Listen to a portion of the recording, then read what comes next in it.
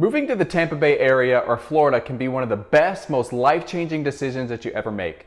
But you're not going to want to do it without knowing these 10 things that I'm about to share with you right now. Let's go.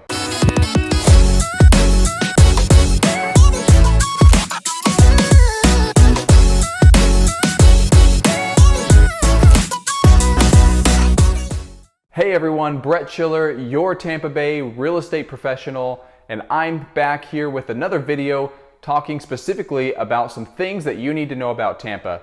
Now, most of these are interesting things or things that I maybe don't like so much about the city and that I think you should know so that if you are considering a move to the area, you're at least aware about them. Now, hey, if this is your first time tuning in, thanks so much for stopping in. It would mean a lot to me if you'd consider hitting that like and subscribe button. It helps my channel a lot. We put out content specifically about Tampa Bay, teaching you about relocating to the area and some of the things that you need to know. So hit that like button, let's grow together. And with that, here's my 10 things. Starting with reason number 1 is the bugs. The bugs are everywhere, not just in the Tampa area, but in the state. Cockroaches, ants, mosquitoes, and then things beyond bugs like lizards, frogs, they're everywhere. Now you're gonna see on the roads that almost every other car seems to be a pest control company. Almost guaranteed you're going to be paying for pest control because these critters are very good at getting into your house and it's very important to keep them out. So to mitigate the problem, we hire professionals that come in, spray our home, and it tends to do a pretty good job, although it's not perfect. One of the craziest things that happened to me was getting into my car one day, and in the cup holder I had a drink. I pick up my drink, I look down at it and I'm putting it up to my mouth and there's a lizard inside, a live lizard, and he's crawling around trying to get out. That was a moment that I jumped, I'll admit. Just weird things like that. I found dead frogs in my car. I don't know how these things get into these locations, but they're pretty good at doing it. And what you'll notice as the sun starts to set, the mosquitoes start to get really bad. Now I know this is popular in a lot of areas. Mosquitoes are everywhere, but they are really bad here. So almost a guarantee, soon as that sun starts to set, you're gonna wanna find some inside location. Now, taking you to our reason number 2 is the humidity. You've heard it before. Everyone says it about Florida. It's a wet heat, not a dry heat, or a wet cold, not a dry cold. It's different when it's wet. Now, I would say having lived in both areas, it is true. The more water or humidity in the air makes the temperature a little bit stronger or a little bit more aggressive. Now, specifically in the summer months, our average day is probably somewhere in the high 90s, and something that comes along with summer is what we call rainy season. And rainy season brings in a lot of rain, which brings in a lot of humidity.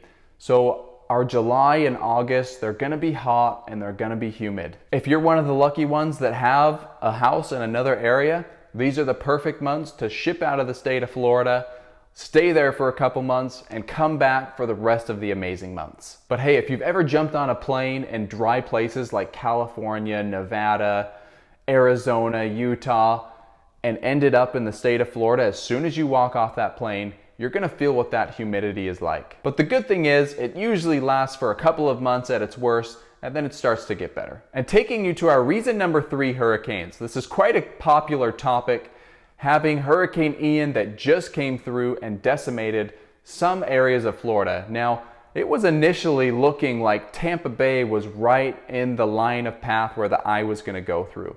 Fortunately enough for us, not so much for those down in Cape Coral and Fort Myers, but it did swing a little bit and head south. It is important to know that if you're going to be moving to the state, we do have hurricanes. Now, there are 2 specific things that hurricanes do that cause a lot of damage. Number 1 is wind, and number 2 is flooding.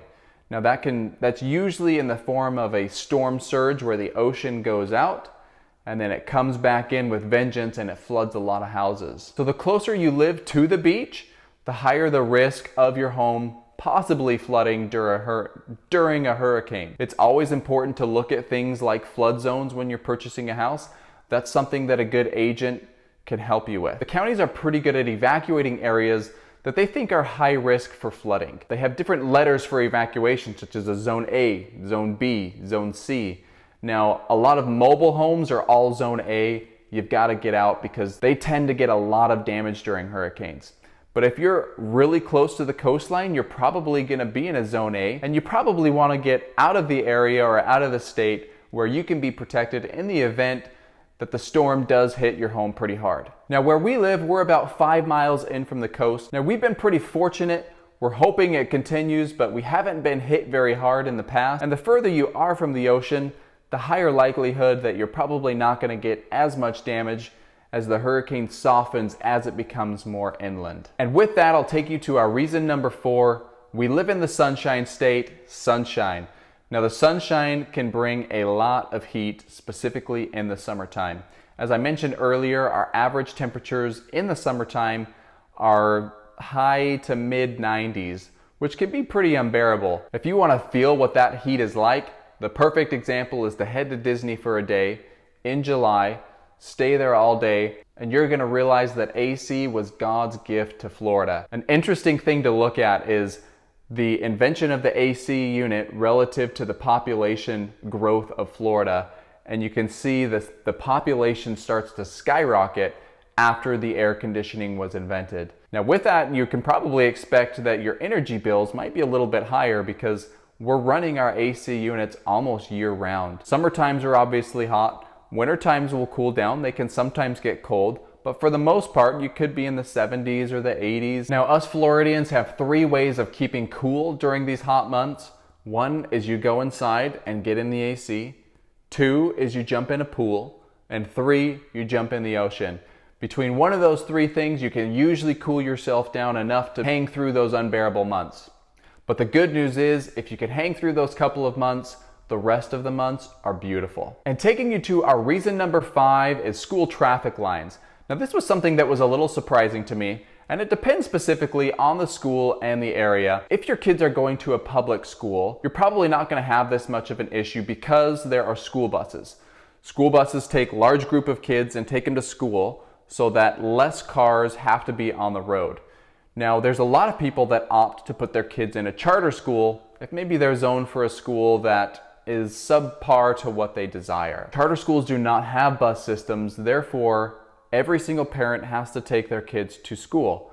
Now, this will start to back up the roads. You'll see people arriving as much as a half an hour or more so that they can either drop their kids off or pick their kids up and not have to battle the school lines. Another thing that this can do is if the school is on a busy road, it can back up the traffic on that road and slow everyone down. So it's something to be aware about is if you have kids, what schools they're gonna go to and kind of what those lines are gonna look like. And reason number 6 is the traffic. Now, depending on what area you're coming from, if you're coming from a big metropolitan area, our traffic may be great.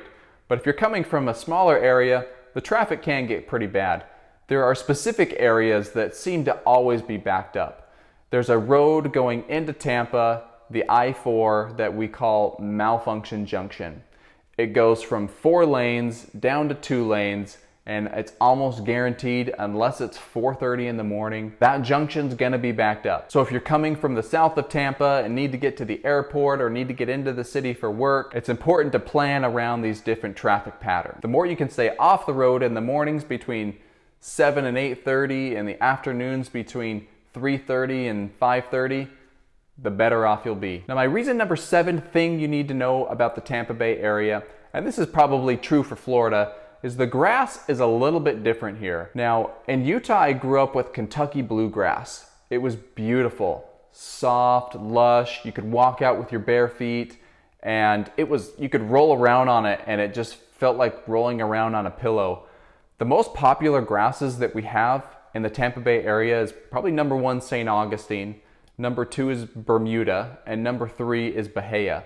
Now, these grasses would have been considered weeds in places like Utah. So although we have a ton of grass everywhere and it looks beautiful, it's not oftentimes the most inviting to go out and play on. There is a type of grass called zoysia that is often used for golf courses that is the softest grass that I have found in the state of Florida. So if you are looking for something that's very inviting that you can go out and play on, zoysia is probably your option. Otherwise, you're probably going to end up with something like a St. Augustine or Bermuda, but ultimately you're just going to have to end up wearing shoes outside a little bit more. And taking you to my reason number 8, termites. Termites are actually quite prevalent in the state of Florida. and so much so that it's actually changed the construction of our homes. One thing you might notice is that homes in Florida today are built with concrete block.